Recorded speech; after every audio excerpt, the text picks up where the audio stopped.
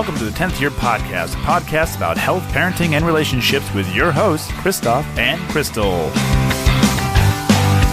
Well, welcome back, everybody, to the 10th Year Podcast. I'm Christoph, and this lovely lady over here is Crystal. And that's all she's going to say for the whole show. So anyway, moving right along. No, happy Friday, everybody, if you listen to us on Friday. If not, good generic time of the day, wherever it is you're listening. Whatever day it is that you're listening. But this is episode 8. It is part 2 of the PTSD topic. And this will be a little bit more at home. So we're going to tie this in with the family now, with the transition back from overseas to coming home and translating all of this into day-to-day reality, and for lack of a better term.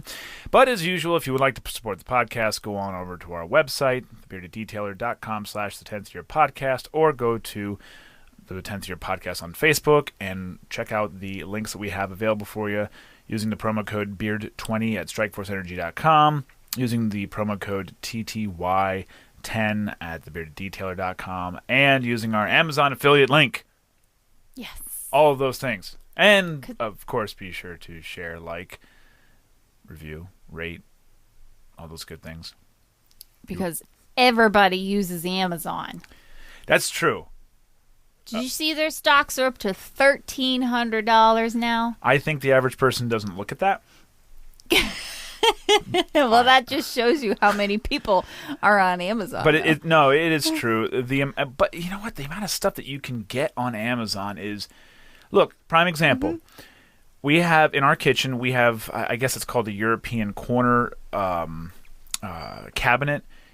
I think a lot of people have them, where it's a bifolding cabinet door, so you have like a Lazy Susan inside a corner for like pots and pans and stuff like that. Mm-hmm. And the one hinge broke.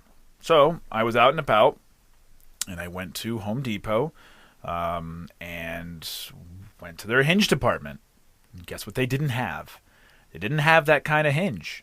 I thought it was common enough that it would be there. But nope. Who had it? Oh, Amazon. And how long did it take you to get it? Tomorrow. I ordered it yesterday. It comes tomorrow. I mean, you really can't beat it.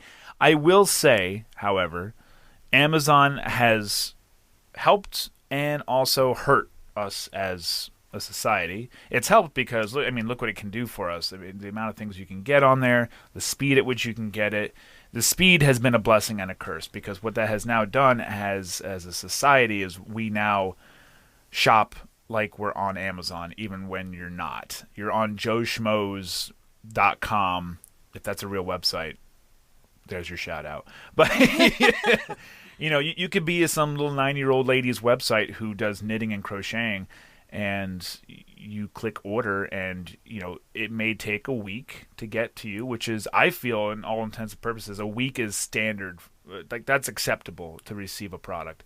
But here you are huffing and puffing because you don't get it in 2 days, because that's what Amazon promises it to you. And so it's good and it's bad. But whatever. It is what it is. I'm not going to stop using it. Mm-hmm. Can't stop, won't stop.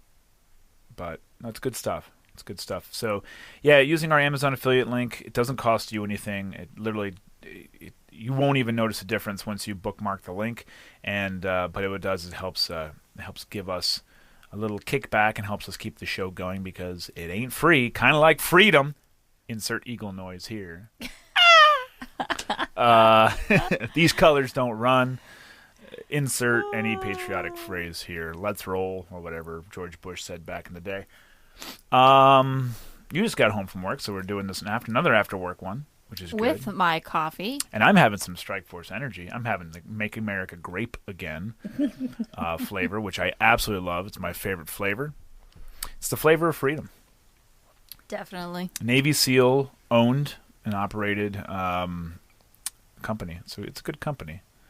They're good people. They always like, comment, and reply to anything that I tag them on social media, which is really nice. I like companies that are in touch with their clientele. Mm-hmm. It's good. It is. It is good.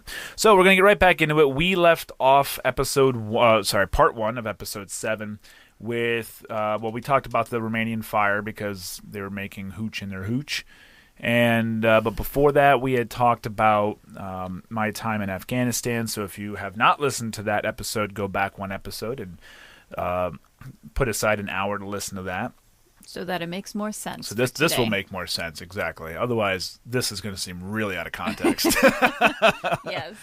So where we will pick back up is the very end of the deployment and into the coming home. This episode will cover me coming home, essentially the first year and change home, and into the start of family life. And hopefully, I'm hoping this episode will bring us to about 2013 is what I'm hoping. That's when things started getting better. It was 2013, 2014. Which that would be the next episode. Correct. So I want to get us. So we have about 4 years to cover in the next less than an hour. Oh, so we can do it. Yeah, it only took us an hour to talk about a year last time. Let's talk really fast so we get done. 30 minutes so we can go out to dinner.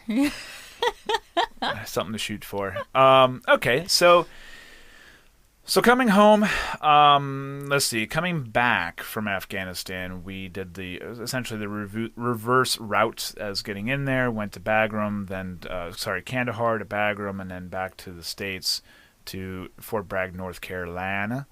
Got jerked around with trying to come home. It was only supposed to take a few days. It ended up taking weeks, and it was very, very frustrating for us. And but we finally got to go home. Actually, it was so frustrating that by the time I was given an inch to go home, I managed to hop my own plane ticket. I remember that. Yep. Instead of going home with a group, I ended up just saying, screw it. I didn't go AWOL. I was excused to leave. I was dismissed, and I hopped my own plane to Philly, then to Wilkes-Barre. Didn't you rent a car from Philly? Or did I rent a car? I thought. Where did I drive in from? Philly? I didn't go to Wilkes-Barre, did I? No, I think you drove a car from. Then yeah, I must have rent. Yes, I did rent because you couldn't get out of Philly. I couldn't get out of. That's right. No, that's what happened. I was in Philly and I was supposed to be flying back to Elmira, but for some reason, no, I was supposed to go into. Where was I supposed to go? I don't know where you're going. I was supposed to go somewhere, but for some reason, that flight wasn't going or something, and I was just trying to get home because it was the day before Thanksgiving. I think I had like one day until Thanksgiving, and I did not want to miss Thanksgiving because, well, I mean, you've tasted your dad's cooking. Yes. I didn't want to fucking miss that. No, I don't blame you. So I ended up renting a car, which at the time I was only 22, and I think you had to be 25 to rent a car. Correct? Oh, yeah. That was but they saw I was in uniform, and they let it slide. Yeah. So, drove home. I drove to your house, your parents' house. Mm-hmm. And so I was home. I was finally home. Things went well for a while. You were still the apartment in Elmira. So after the holidays, we went back up to the apartment, which I had never been in until this point. Mm-hmm. And nice yawn. I'm sorry. It's an audio show, but they can't hear it. I'm gonna enhance that. Just so people can. But so now we had we were back there. You were still doing your clinical at Elmira. Yep. I got introduced to all the lovely people there. So Jen, hi Jen, hi, and her husband Mike, and Joe, and Dean, and I think that was really the crew for. Yeah. Oh, and Megan. Yeah. Forgot about Megan. Met Jack twice. Mm-hmm.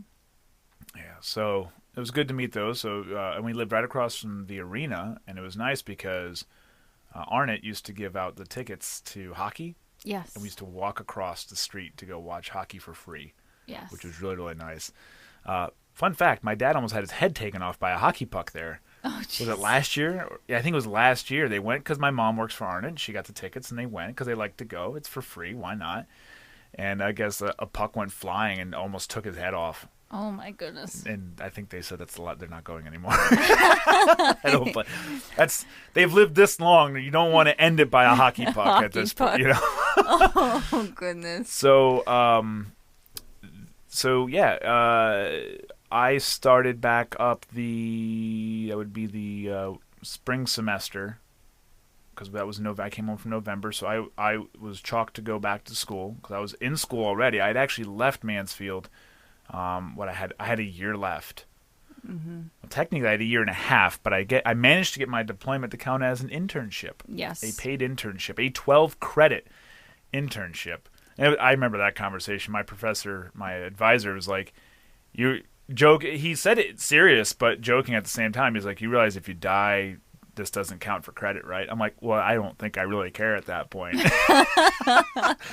And all I had to do was I had to write a paper about the experience because I was going into the field. I was getting a criminal justice degree, so I had my last year to finish up.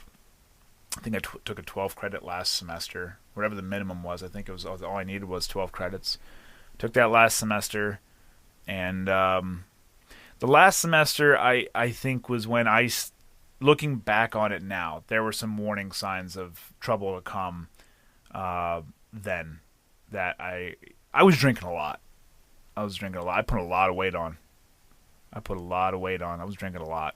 I don't remember that year. Yeah. A Well, you whole were lot. busy. You were driving a lot because you were going Yeah. down from Elmira down to Wilkes-Barre for school.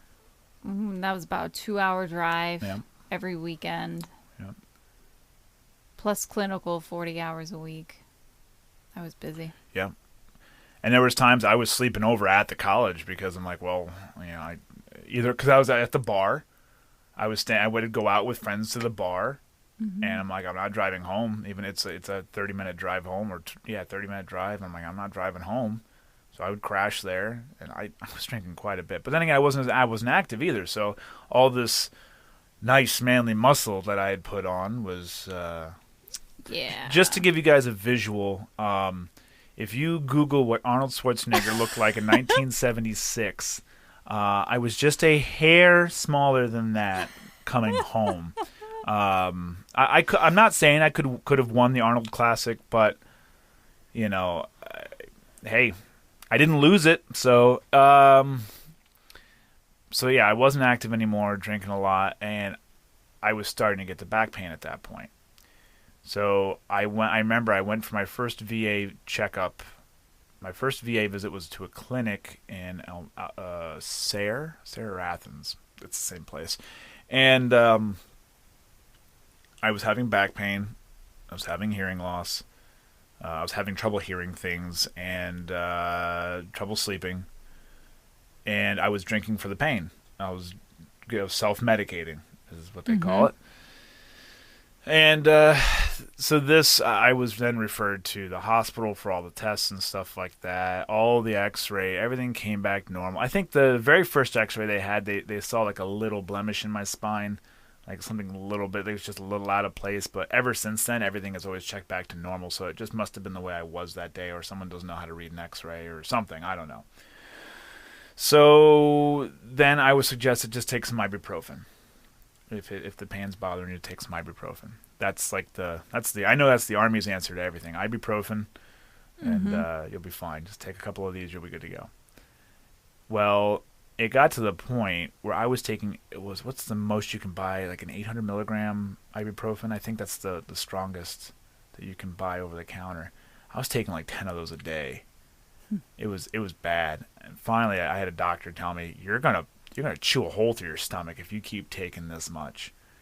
So I think that was the first time someone took my back pain seriously. At this point, we had moved from Elmira down to, I graduated in May of 2009. And, by the way, the college mailed us a mail the other day for alumni. They want us to donate money to the college, so. Still. So we had moved. We were living in Hellertown at this time, so we moved down to Lehigh Valley, where we still are. And pregnant. And yes, so we had our second wedding in June of 2009. There was no break. It was just we're Catholic, so the Catholic Church does not recognize your marriage unless they're the ones that do it. So in order for us to receive our sacrament of marriage, we had to get married in the Catholic Church. Now, For those of you that remember last episode, we said we got married at a 4-day pass. On my 4-day pass before going to Afghanistan, we went to a little chapel by the beach, which was super nice. Yes. If I could do it all over again, I'd be okay with just that one. Yes. It was It's a lot cheaper. way cheap. What did that cost total? I think your dress was probably the most expensive thing. I think my dress was $100.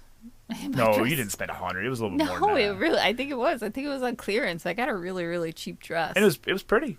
Yeah, you look good. I mean, you look good anyway. I'm pretty certain it was $100. And then I wore my uniform, so I didn't have to spend any money on that.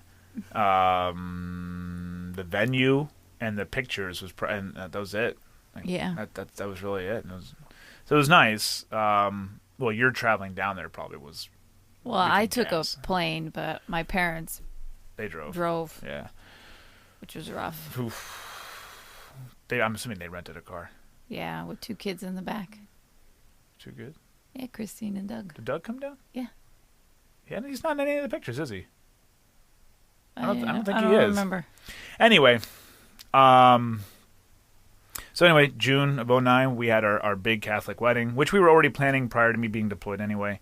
So that was where we had to, got to throw all the money out for everybody else to enjoy themselves. For the record, I had 1 beer. 1 beer the entire day. And none of the cake. And the only cake I had was the part you smeared on my face. It was a really good cake. Yep. That bakery has since burned down. Yeah. So I will never, ever have our wedding cake. Yep. The little piece you stick in the freezer, that got freezer burn, and we weren't having that. So yeah, I wonder if that happens to a lot of people. Because ours was really bad. I'm sure you can store it properly. That's probably what it was. We just threw it in the box. We were just stupid. Why did we think throwing the cake in the box into the freezer would be a good idea? I don't know why you thought that. But whatever. It's never the same if it's not fresh. It's never the same. No, especially for a year. Yeah. You really shouldn't have food in the freezer for If it lasts a year, it's probably not worth having. The freshest cake. Yeah. So after that, you were really, really sick on our wedding night, and we then found out that was because you were pregnant. Well, I knew I was pregnant before our wedding, though. Yeah, but you didn't tell me until after. You told me on Father's Day. Oh. I don't know. I don't remember. That's so long ago. I remember that. We'll get to the part where I get fuzzy, but I do remember that. This is my fuzzy part, and we'll get to your fuzzy part. Yeah. I at least have a reason. But I was just way too busy in all that. You were super busy. But now, yeah. So now we were thinking of family stuff, moving, thinking ahead, planning a nursery, clothing, all that good stuff. Preparing for that third entity in our life, and things were okay. I mean, this was our first year together as far as marriage, but we physically actually being together. Weren't together though, so I really don't know how you were our first year back. Well, no, that was the first 6 months. The second 6 months, the second 6 months of me being back, you were working day shift. I was working second shift. Yeah, so I never really saw you. Yep. So there was a separation. So it was. I will say that was actually a decent transition though, because it wasn't like we were going from nothing to everything. Mm-hmm. It was a small pieces at a time. So as far as the transition goes, if I could recommend a transition, it would be make your wife work day shift and you work night shift or second shift. This way you only get to see each other for little bits of the time. Which would make sense why I feel like a lot of your problems started after Chloe was born, because then you were staying home.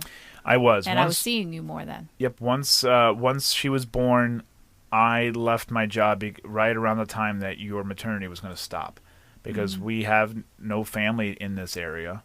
Mm-hmm. Closest family was an hour and a half away, so we didn't want to stick a newborn right into daycare into any sort of childcare. I mean, I don't think any parent likes to shove a newborn into somebody else's hands, because it's still, especially when it's your first kid. So we calculated the risks and said that I will just stay home. I'll play Mr. Mom. And I went out of my mind very, very fast. I lasted, like 9 months? Yeah. If that. Well, I noticed even the first day back after coming back from the hospital with Chloe, you slept the entire night. Like, I couldn't Yes. wake you up to help me at all, and I would be crying on the floor. Whoever came up with the phrase "sleeping like a baby" is wrong. I slept like a rock Yes. the first night home from the hospital, which I'm not proud of. But if I have to cover myself on this one, I will say someone had to get to sleep for the two of us and be strong the next day. However, I don't recommend it for your relationship. I will never forget that. It was a horrible night. Yeah. Yeah, you can tell everybody about it because I don't remember. I even cried really loud just to see if that would stir you any. Now, one of the things to keep in mind in this is me not just me being an asshole, which Yeah. I wasn't intentionally trying to be. I had just spent a year sleeping next to a helicopter pad. Yeah.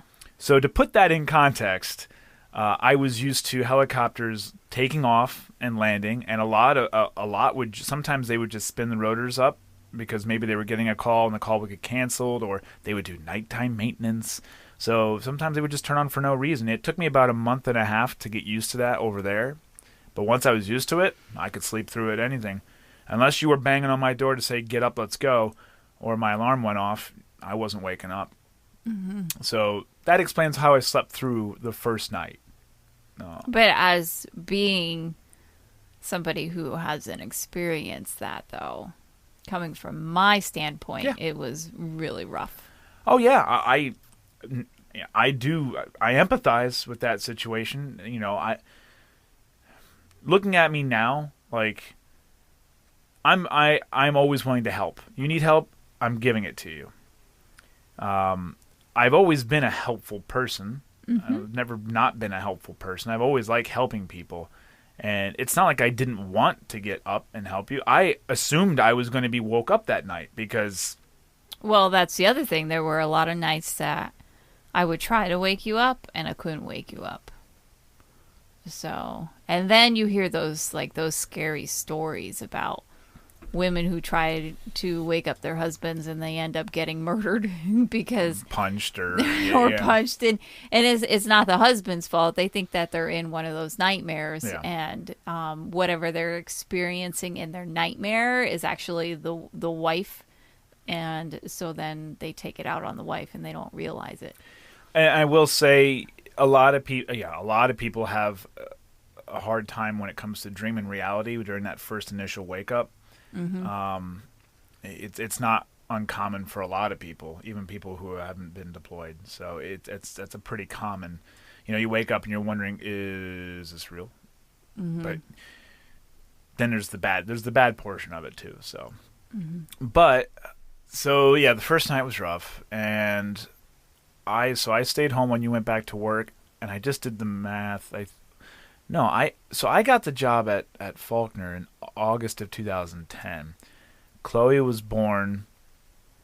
I don't remember anything until 2012. Well, Chloe was born in January, and I left my job in March. So I lasted April, May, June, July, 5 months. 5 months home. Technically 4 months because I had to apply for the job. So within 5 months of being home, it was a lot. To be clear, I had no child experience prior to Chloe. The first child I ever held was my own. No, willingly. Yeah, willingly. No, you didn't do it. Sarah did it, and I will not forgive her for that. I try to block that out of my mind. Sarah, one of Crystal's friends from high school, had a baby, Caleb. And we went to visit, and I said, no, I don't want to hold your child, not because I'm an asshole, but because I don't want to hold Just admit it. You're an asshole. I am, but I didn't want to hold the baby because I genuinely wanted the first child I held to be mine. I know, because that's very sentimental. I am a sentimental person. There's no denying that. Even assholes can be sentimental. They can, yeah. I'm proof of this. And Louis knows too. I know Louis is listening. Even assholes need a beer. I mean, that's just the way it is. That's an inside joke with him. Joke. But yes, and she plopped Caleb in my lap, and technically I didn't hold him. I refused to hold him. I just made sure he didn't roll off my lap. So, but I had no child experience prior to this. I'm the younger of the children in my family, so I was the baby. So I have no, I don't have any, I don't have any geographically close cousins that would have had kids that I would have helped or anything like that. I just so you were fortunate. You had your younger sister who was a lot younger than you, who was able to give you some experience, whether you wanted it or not. I don't remember that part of my life either. Well, you didn't kill her, so it couldn't have been that bad. I don't know. I don't remember a whole lot. I remember one story about somebody being locked out of your house when it was cold out. That was my sister. I Was locked that her her? out, Yeah. and I think it was snowing out. Yeah, I remember that story. Or was that my brother? That was one of the two. No, I think that was my brother. It would explain a lot about either of them. It doesn't matter. Insert name. It's fine. Like, is that sad, though? Like, I do not remember my brother or my sister being babies. I think my brother would like to not remember me being young, but I remember everything he did to me. So, but anyway, we're getting off topic. So, so I went crazy. I did everything right. I was fine. I handled it, but it was more than I could handle at that time. I would dare say it was not time for me to be alone in a house with a newborn just after getting back from Afghanistan. Within a year of being back, it was not time. It was too soon. Especially since we had not had full on be on the same schedule, you and me time, and yet to not even know about my own issues and let alone a chance to work them out yet. So at this point, my back is starting to get much worse. Now, we'll talk about the pain. The pain, lower back, so just above the hips, but dead center on the back, right on the spine. Probably it would radiate. Sometimes it would be jabbing pains that would just spike out of nowhere. They would happen if I opened the fridge. They would happen if I was just sitting. They would happen. There was no rhyme or reason. We couldn't figure out what was going on. I would still did car stuff, so I could do car work. I lifted when I was doing the engine swap on the old coupe. I lifted the transmission by myself. So I knew it wasn't like a physical thing. I didn't know what it was. Was going through the VA down by us. They had sent me for X-rays, MRIs, physical therapy, all this stuff. Physical therapy was making it worse. But I had a constant daily pain. I had missed work because of my pain. I was unable. Was it Chloe or Carrie that I almost dropped? I think it was Chloe. I think it might have been Chloe. Because of the pain, I just had a shooting pain, and I almost lost function. It was bad. There were days where waking up, getting out of bed was not going to happen. I think there was one day it didn't happen. I called out from bed, and it took me all morning to get out of bed. And it was bad. It was real bad. And then, of course, I was, like I mentioned, harder to hear upper registers, higher tones, like, oddly enough, coincidentally, women's voices. It was a lot harder for me to hear high tones. Low tones are fine. High tones, I noticed with the TV, radio, you speaking, high tones were harder for me to hear. Plus, the ringing was there a little bit. It actually has gotten worse over time. I think the tinnitus has gotten worse. So I initially went to the VA with those concerns. Then, of course, they do their PTSD screening and all that good stuff because, they just assume that everyone has PTSD, which I guess it's better than assuming they don't have it. But, yes, so there was all that. They couldn't figure out what was wrong with my back. Hearing loss, that was fairly simple. They shoved me in a hearing booth, and I did the test and whatnot. And my hearing test prior to being deployed was perfect, 100% perfect. It literally was. It was 100% all the way across the board, and I came back, and there was a massive degeneration in my hearing. So,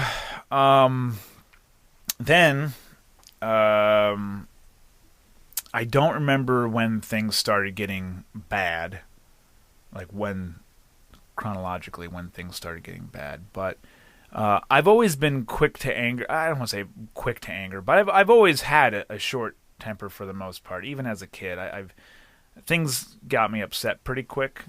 I will admit that I'm a bit of a control freak. If I cannot control something, I get very uneasy. So, like example, being a passenger in a car, I don't get sick. I just don't like being not in control. And it's of a lot of things. So every situation. So, which is horrible, a horrible personality to have when all of a sudden you have a baby. Because guess what? You're not in control of a baby. No. So many things. So,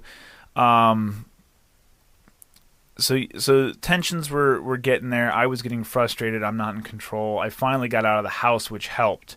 Getting a job helped. I was finally able to get out in the workplace. Deal with people, and of course I got into a job where people suck, which is sales.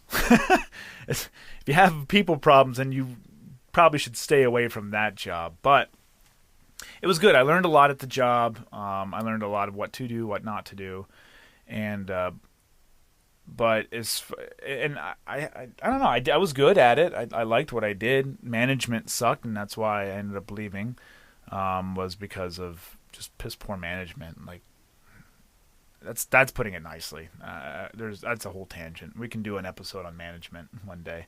But at home, I guess I think a lot of the problems really started was when I went back to the VA and was talking about my back, and one of the first things I had said was that I did not want medication.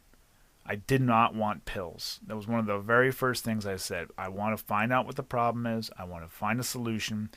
And if medicine happens to be a solution, fine. But I don't want it to be a go-to, because I had heard so many stories of people going to the VA and here's these pills, take this. Didn't want that. Sure enough, that's what they did. So they gave me, because the PTSD screening, I feel it was a little loaded. I think they're loaded questions. So I was given an antidepressant for that.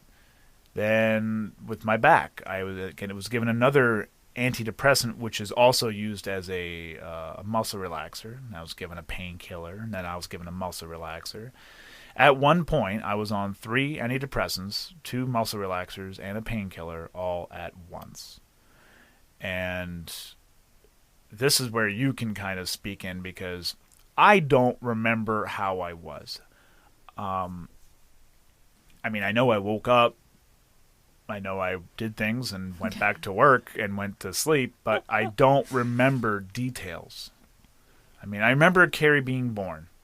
Which you almost missed. I almost missed because of my back. Because of your back pain. And were like almost. Were you physically on the floor? I sat. I pulled the chair up and sat next to on the chair. And I remember they thought that you were like queasy because of birth. I'm like, no, I watched the first one. This is when Carrie was born. I'm like, no, I was all up in the first one. Trust me, it's not queasy. And then like the nurse thought I was kidding. I'm like, dude, can I have an epidural?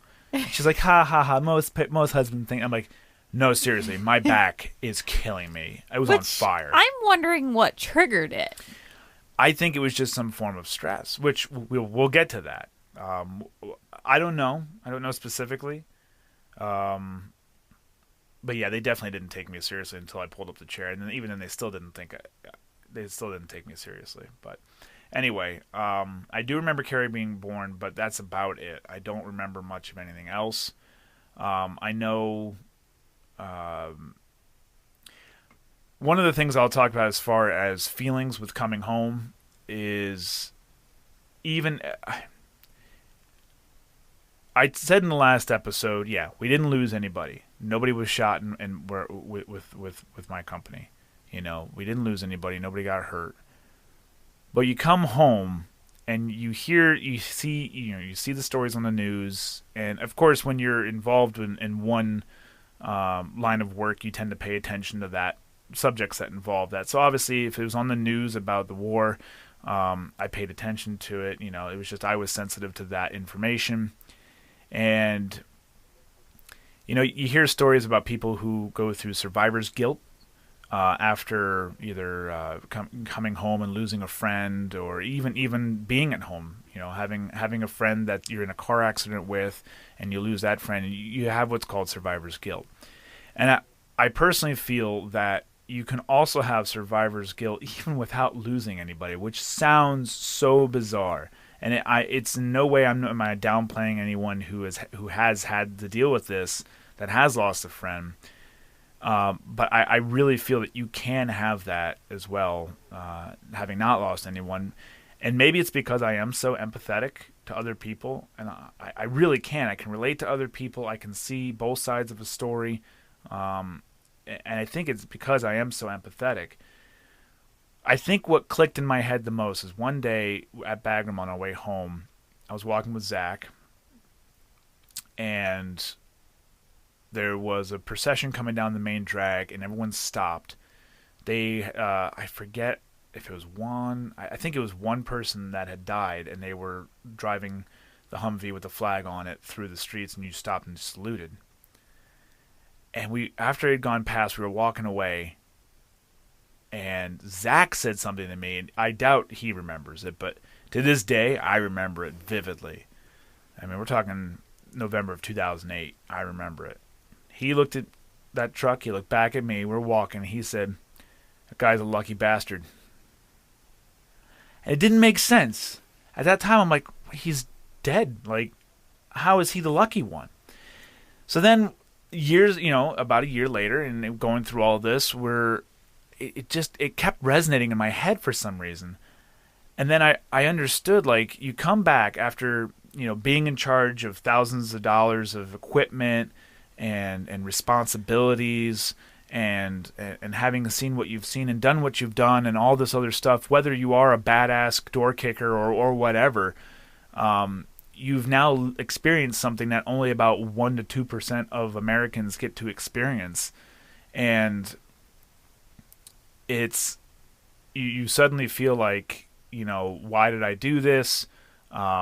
You start to feel empathetic to the guys who have lost their lives, and you look at the people living their ordinary day-to-day life, like they don't. And I know how it's easy for a lot of guys coming home to dwell on this, to look at people just going about their everyday. And I've seen rants about this before, and about people like, you're just standing in your line at Starbucks, not appreciating what's going on in the world. There's people dying out there, blah blah. And it's easy to go on that rant. It really is. And sadly, some of that. It dwells inside of you, whether you go on the rant or not, that you're here at home doing whatever, while there are people who have died, and they don't have. And what resonated to me was what Zach said, is that guy did not have to come home and deal with the bullshit of, whatever pain, whatever problems he might come home with, whether it's hearing loss or anger or back pain or knee pain or nightmares, not being able to sleep, not being able to get along with people. That guy is the lucky guy, because his suffering's over. And like, Zach didn't say that, but when those words that he said, that's all that resonated in my head. And now I'm, and staying at, I will say, one of the worst things for someone, with my mindset, is sitting at home doing nothing. My mind wanders like a motherfucker. It still does. It still does to this day. If I have nothing to do, it is my worst day. My mind will wander, and my mind was wandering a ton, and going down into these depression holes where I was just, blaming myself for anything that would go wrong. And I still do it to this day. It's a big fault of mine, being able to find a reason to blame myself, and oddly enough, I can. I can pinpoint a legitimate reason why I'm to blame for almost anything that you present to me. Not globally, obviously. I'm not responsible for Syria, but if it's a problem within our life, I can almost pinpoint an exact reason why I'm to blame for it. And I was doing that a lot, and it was self-destruction essentially. I had a lot of self-destructive. I mean, I wasn't mutilating myself. I wasn't cut. I'm not a cutter or anything like that. But mentally, I was destroying myself piece by piece, which was then destroying our relationship piece by piece. We said we were going to get nitty gritty. This is as nitty gritty as our relationship gets right here. Are you saying it's my turn now? Yeah. Go ahead. To talk about what I remember. Yeah, go ahead. So at this point, I think we're like 2011-ish? What are we on time? All right, we're good. How long have we been? I don't know, but we're good. I didn't time it. We're good. Just go. Just go. Ignore the Mustang. Oh, is that what that was? Yeah. That was a Mustang? Yeah, it's a new Mustang. So most of what I remember is from 2012, when you do not remember 2012. So Carrie was actually born in December of 2011. Which always screws me up. I know. We have one kid at the beginning of a year and another at the end of a year. One in the beginning of 2010 and one at the end of 2011. It's crazy. Chloe is at the end of the first month. Yes. Carrie's at the beginning of the last month. Yeah. So they're 22 months And apart. change, yeah. Even though December and January are right next to each other. Yeah. But yeah, due to one being in the beginning and one being at the end. So when I think I went back to work in February. You had a longer maternity the second time because you had acquired more time. December. I feel like I went back in February. And I had quit my job in August. So yeah. I was home once again. Yeah. But I was working per diem at St. Luke's Anderson. Rob had asked if I wanted my job back at a different location, and that was, I think I started in October. So a lot of what I remember is you would take muscle relaxers, you would lay in bed, and you were kind of like knocked out for like 10 plus hours. I think your muscle relaxers were for. So you wanted to take them. I remember you would say you would have to take them like before bed. And I would still drink. And you would still drink. I'd have like one. I toned it down though. Yeah, not as much. The VA said I was an alcoholic. I remember going to the VA for counseling with you, but I honestly that was after the can't remember. That was after the first time that I decided that I didn't want to be on this earth anymore. Yeah, so there was a lot of suicidal threats, I would say. You never attempted suicide. There was a lot of threats. But the majority of it, I feel, all stemmed from March, which was the affair that you had. And you told me about it at an Applebee's. I remember that. Like, I can giggle about it now. But this is probably another topic for another time, too, because there's a lot to go down with this as well. Oh, yeah. There's a whole lot that I feel that has stemmed from the affair. And honestly, right now, it's very easy to talk about it now. We've desensitized ourselves to it, essentially. But back in 2012, it was pretty darn rough. Yeah.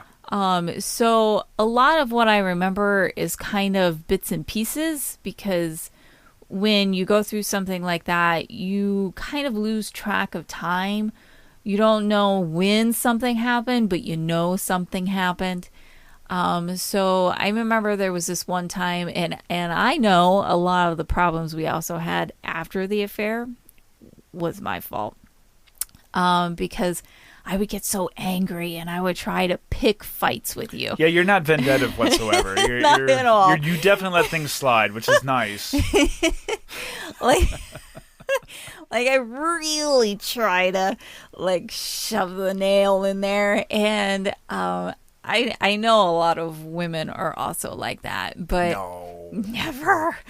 But I remember like just being so angry sometimes and just unleashing, and like kind of even like thriving off of a really bad fight. And we would have some really bad fights. And which going back to what I just said about being able to blame myself for everything and then going into destructive, like mentally destructive, not good. Yeah. Like you don't want to have a fight with the person that is your world and then have those issues. It's worse. Yeah, it's just pouring gas on. It really it was a toxic relationship. It was absolutely horrible, especially knowing what we were like before you were deployed. We were totally opposite. But I remember there would be times where, or I remember one really bad fight. And I know that I was the cause of the fight. I know I said something because the fight was so bad that, and this is the one where your brain shut off, where you don't remember any of it. And the interesting part of that fight was actually seeing you like essentially wake up from that. Like I could see you wake up, like your brain came back to reality. But the fight got so bad that when your brain shut off, you kept on threatening that you were going to kill yourself. You kept on trying to leave. I think you had your gun in a case. Yes, because your military gun is in a case. Yeah, but this was the second time, so I had just gotten them. No, I hadn't given them up yet. Remember after I had to give it up? Yeah. Yeah. So I remember you holding on to the case, and I swear it felt like hours. I was like physically fighting you. Like we physically fought for me holding on to you. Well, to be clear, I didn't punch you. No, you didn't. Let's be very clear. There was no domestic abuse. I've never... I don't think I've ever hit you. You did push me against the wall that day. Okay. But I've never hit you. I want to make that very clear. I'm not a wife beater. No, but when the mind shuts off like that too, you have no idea what you are doing. Especially when you see somebody going through that. So you tried really hard. And the thing of it is that you could very easily overpower me. So I don't quite know how, like maybe a part of you was still somewhere in there awake. Like I don't want to say asleep and awake, but you literally were like a zombie. Like you were doing the movements, but you were not there. And I remember it being in the living room, between fighting with you, trying to go out the front door, and fighting with the gun that you had in your other hand. But luckily it was in the case, just holding on to you. And that's when I got pushed. Let's say pushed. I got pushed. She fell down the stairs. got She opened the door and the knob was at eye level. I got pushed into the wall. And after that, I really don't recall a whole lot about that at that moment. But I remember somehow we got into the bedroom. And mind you, the kids were in their bedroom sleeping. And I don't know how they slept through it because we were loud enough that I'm pretty sure the next door neighbors could have heard. So it's amazing that the kids slept through that, especially since the wall I got pushed into was right next to, who slept there? Was that the crib? Yeah. That would have been the crib, yeah. No, the crib was right there. So Carrie would have been right there. And Chloe would have been on the other side. And even to this day, though, Chloe is pretty much a deep sleeper. She's a deep sleeper, but yeah. Carrie is a light sleeper. Yeah. Like, I'm really shocked. Just lucked out, I guess. That she didn't wake up. But somehow the fight got into the bedroom. I don't know how it Not the kids' bedroom. No, not the no, not the kids' bedroom. They slept right through it. Into our bedroom. And It was sometime when we got into the bedroom that your brain clicked on. Because then your face, it's like with Chloe too, with her ADHD. When she gets glossy eyed, you could tell she's not there. And that's how your face was. You could tell that you were just not there. But as soon as you like came back to it, you just instantly started crying.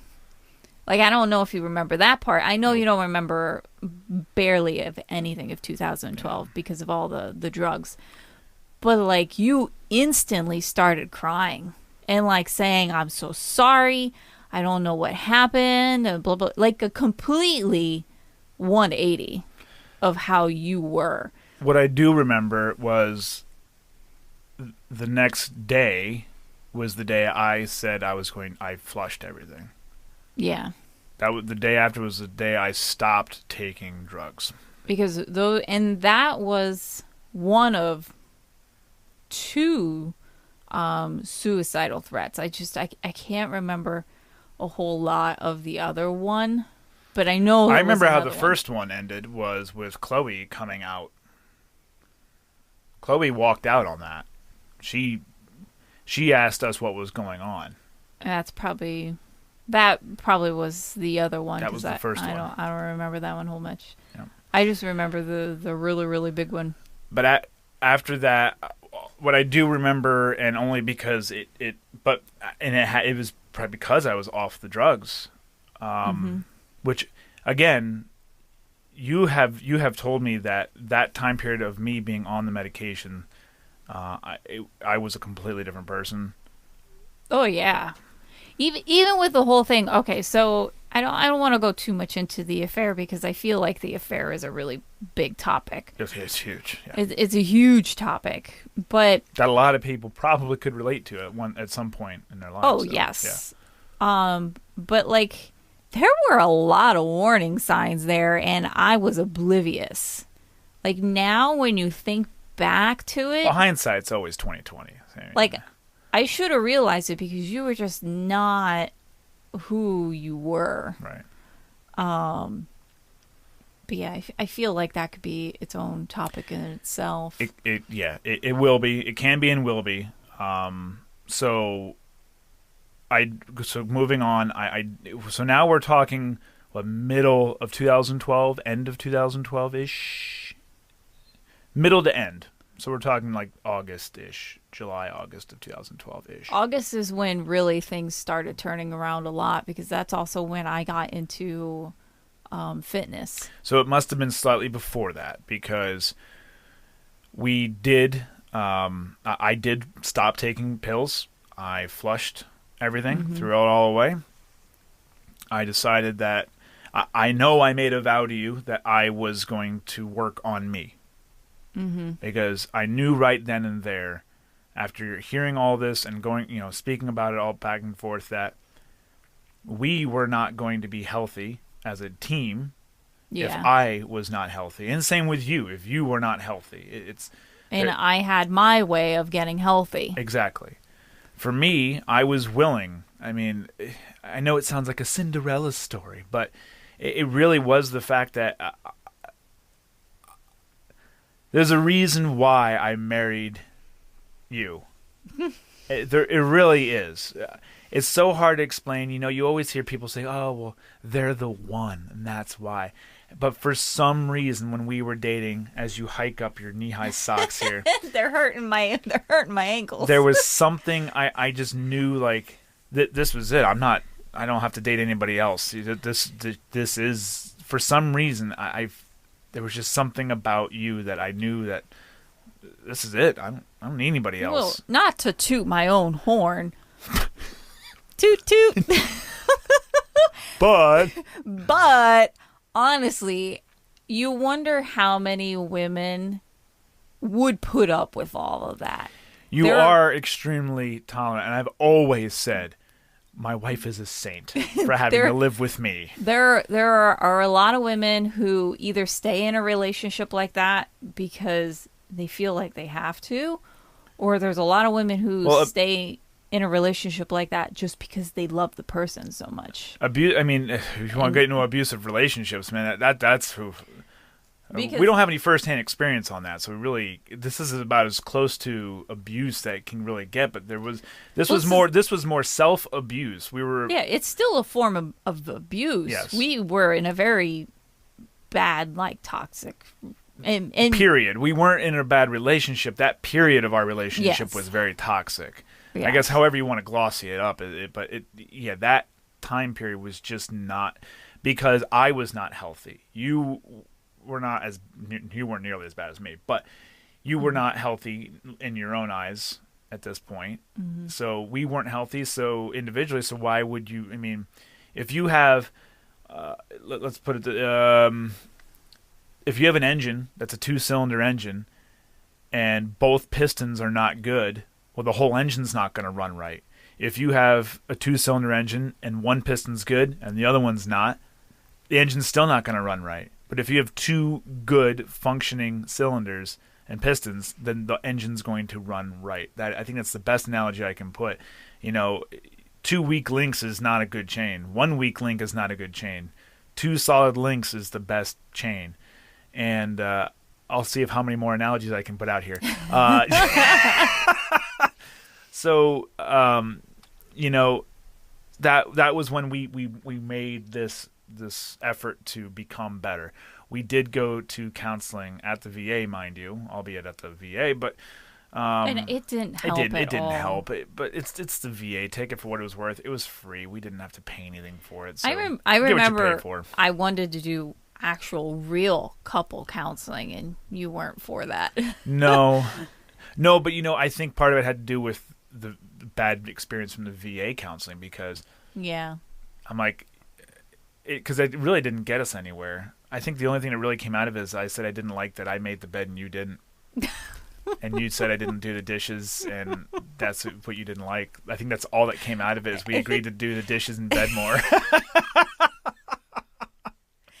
Well, I thank you for doing the dishes this week. Yeah, well, I still didn't make the bed. Every once in a while I got to do it, But with medication gone, I dropped weight fast. That was about the time I started working at Young. Mm-hmm. So going into Young, my first few months at Young, I dropped about 25 pounds. I was almost 230 pounds when I started at Young. And I dropped about 25 pounds simply because I was no longer on the medication. I was active. I was out of the house because I was working part-time at the hospital. So I was out on the weekends. I was home during the week with the kids. You were home on the weekends with the kids, and I was working every other weekend. So it was a decent schedule, but to be out, 5 days a week was now a big help for the relationship. And I was bringing in more money, a little bit, not a whole lot more, but that was really the first step into the right direction. Now, throughout all of this, so I'll just say one thing I do know is the pain, the medications did not help my pain. The pain stayed through all of this. So it was even more shit, I have pain. You give me pills that fucked up my life, and then I still had the pain. What's the point? So, nothing got helped. However, I will say at this point, we had been married now for almost 5 years. So 4 years by the time this event had really happened.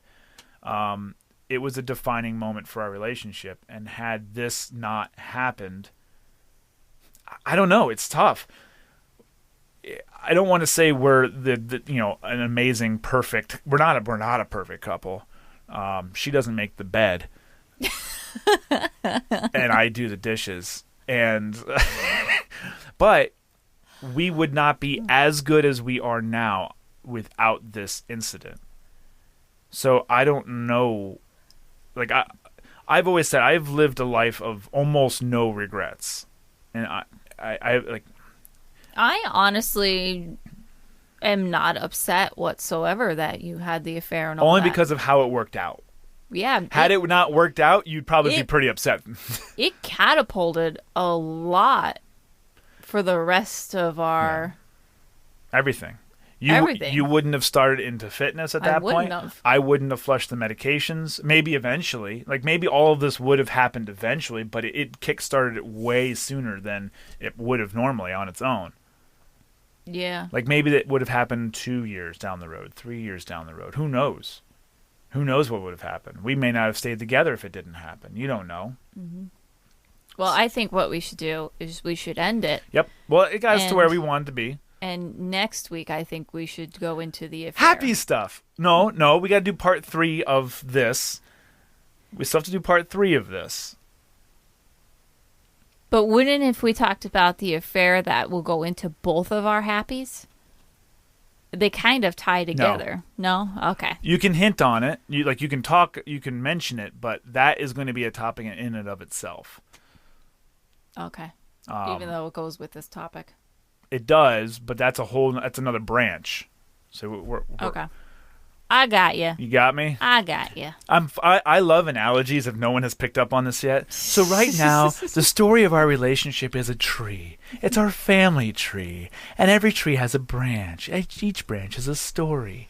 So while this main branch is about PTSD, that affair is a smaller branch, a twig, if you will, that developed off of this main story or branch. All right. You Sounds see what good. I'm saying? So Sounds we'll good. come back to revisit that. But next week, we're going to talk about all the happy stuff. Because very similar to how you enter the military, oddly enough, you go to basic training where they break you down to nothing and build you back up stronger. That is really the epitome of what happened with our relationship. We had now reached our breaking point. We were now building. We were going to build ourselves back up to who we are today, which are still not perfect human beings. Just admit Right? it. We're You're pretty not close. You're not perfect, right?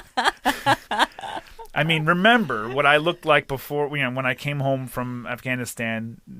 Could have won Arnold Classic, not maybe, but so all the next episode part 3 of episode, which will be episode 9, will be all the good stuff, how we were able to turn a shitty situation around. It was really a 180.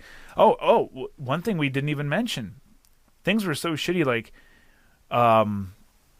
I feel bad about this, but one of my best friend's weddings pretty much almost ruined it because of everything, Oh, yeah. When I went home all by myself, yeah. Yeah, because of I didn't give a shit. I was drinking with these meds, and You were drinking very heavily. Yeah. And I remember you paid no attention to me at that wedding. Yep. Probably the best man speech I've ever given, though. Probably because... That was one of the best man speeches. Actually, no, because you were only on medicine and not...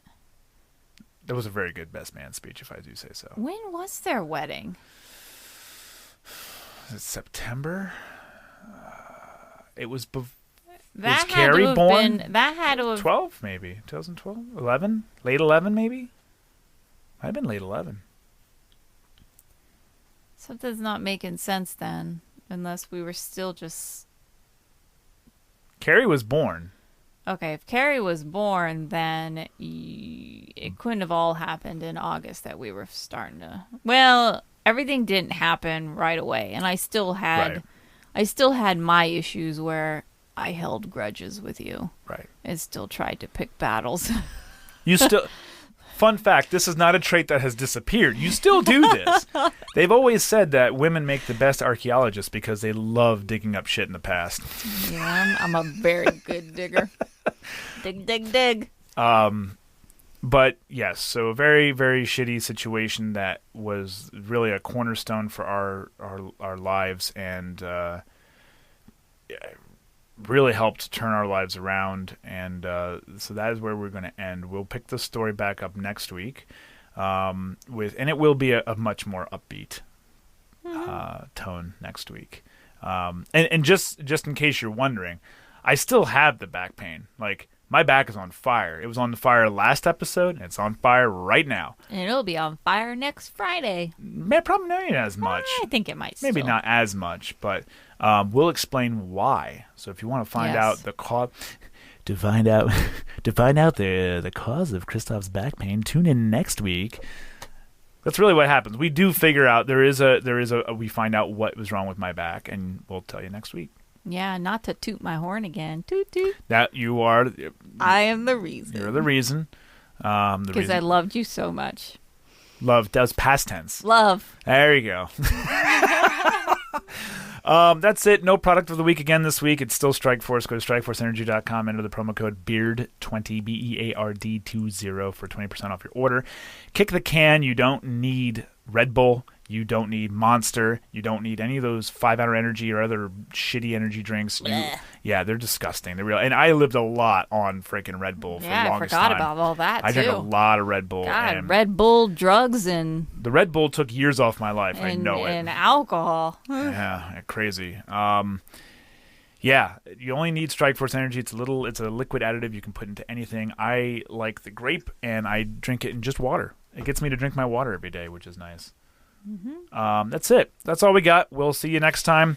That's all I got. So long. Bye-bye now.